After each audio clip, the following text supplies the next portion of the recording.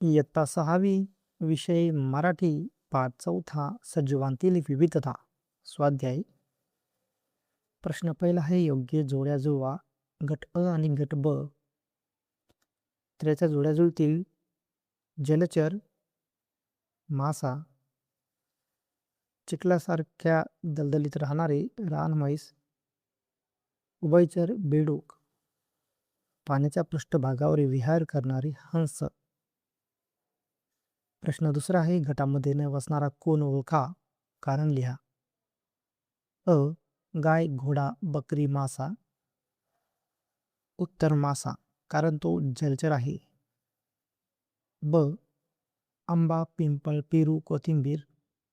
कोथिंबीर कारण ती भाजीपाला आहे. क कांगारू, चित्ता, झुरळ, हरिण. झुरळ कारण तो कीटक आहे. ड मूग, ज्वारी, गहू, बाजरी. मूग कारण ते कडधान्य आहे.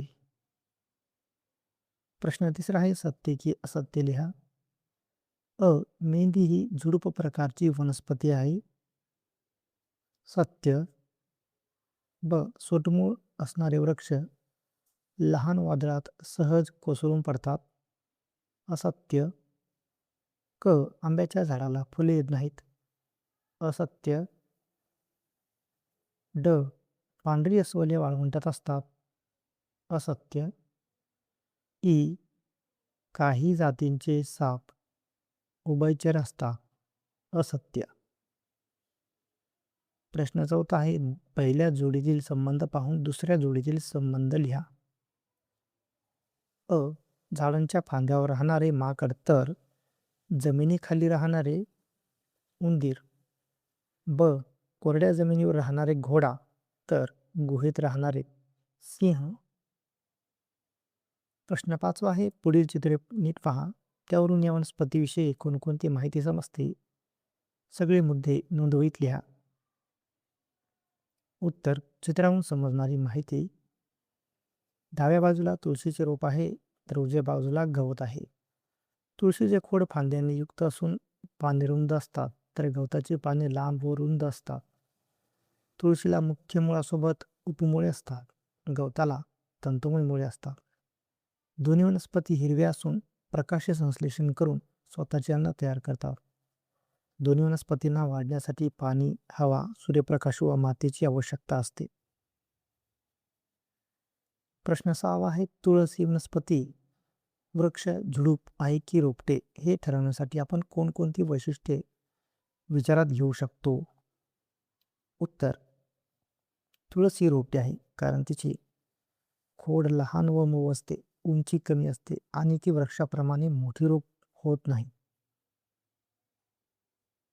प्रश्न 7 एकबीजपत्री वनस्पती आणि द्विबीजपत्री वनस्पती यातील फरक स्पष्ट करा. उत्तर एकबीजपत्री वनस्पती, द्विबीजपत्री वनस्पती. एकबीजपत्रीमध्ये बियामध्ये एक बीजपत्र असते तर द्विबीजपत्रीमध्ये बियामध्ये 2 बीजपत्र असते. एकबीजपत्री वनस्पतीत पाने समांतर शिरांचे असतात तर द्विबीजपत्री वनस्पतीत पाने जाळीदार शिरांचे असतात. एकबीजपत्री वनस्पतीत मुळे तंतुमय असतात तर द्विबीजपत्री वनस्पतीमध्ये मुळे सोटमूळ प्रकारचे असतात. 8 बदक या प्राण्यांचा अधिवास कोणता आणि का. उत्तर बदकाचा अधिवास पाणथळ प्रदेश आहे कारण ते पाण्यात पोहते व तेथेच अन्न मिळवते. प्रश्न 9 तुमच्या परिसरातील किमान 5 प्राण्यांचे निरीक्षण करा आणि त्यांचा अधिवास निश्चित करा. उत्तर गाय, गोठा, कुत्रा, घराभोवती मानवी वस्ती, चिमणी, झाडे, घरटे, बेडूक, तळे, पाणथळ जागा, मासा, नदी, तळे.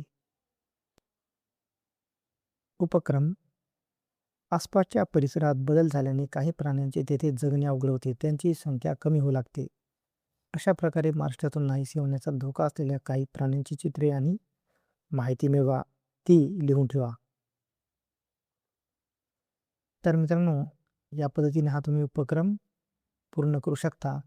यामध्ये आणखी काही चित्र तुम्ही जोडून त्याची माहिती लिहू शकता.